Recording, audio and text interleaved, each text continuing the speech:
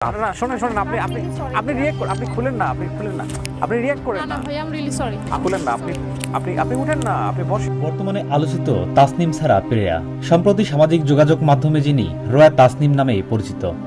তবে ঘটনার সূত্রপাত হয় আজ থেকে আরও 4 মাস আগে।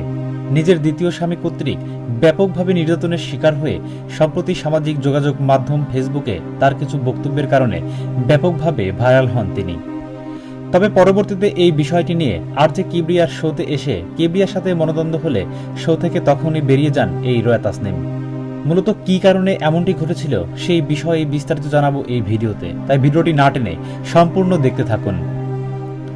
মূলত এই ঘটনায় রোয়া তাসনিমের দাবি, তার স্বামী রনির দ্বারা তাকে নির্যাতনের কারণে মুখের হাড় ভেঙে হাসপাতালে ভর্তি হন এই রোয়া তাসনিম। পরে সুস্থ হয়ে তার স্বামী রনির বিষয়ে মুখ খোলেন তিনি এবং মামলা করে ডিভোর্স দেন তাকে। তবে এর আগে এই রোয়া তাসনিম তার প্রথম স্বামীকে ডিভোর্স দিয়ে বিয়ে করেছিলেন এই রনিকে। পরবর্তীতে তাদের মধ্যে বনিবনা না হওয়ার কারণে শেষমেশ এত বড় একটা দুর্ঘটনা ঘটে যায় তাদের জীবনে।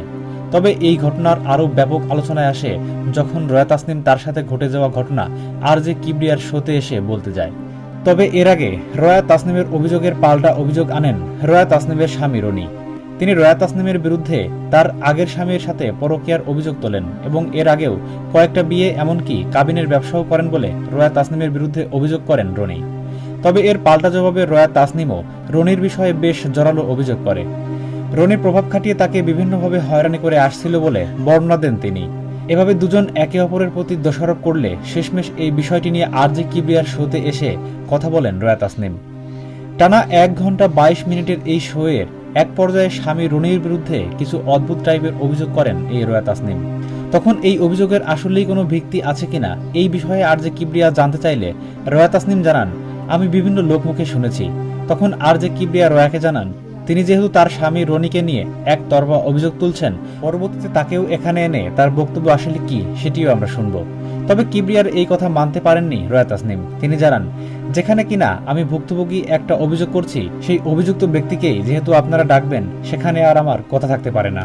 এই বলে মাইক্রোফোন খুলে শো থেকে বের হয়ে যান তিনি। তবে এই ঘটনার পর থেকে বিভিন্নজন বিভিন্ন ধরনের মন্তব্য করছেন।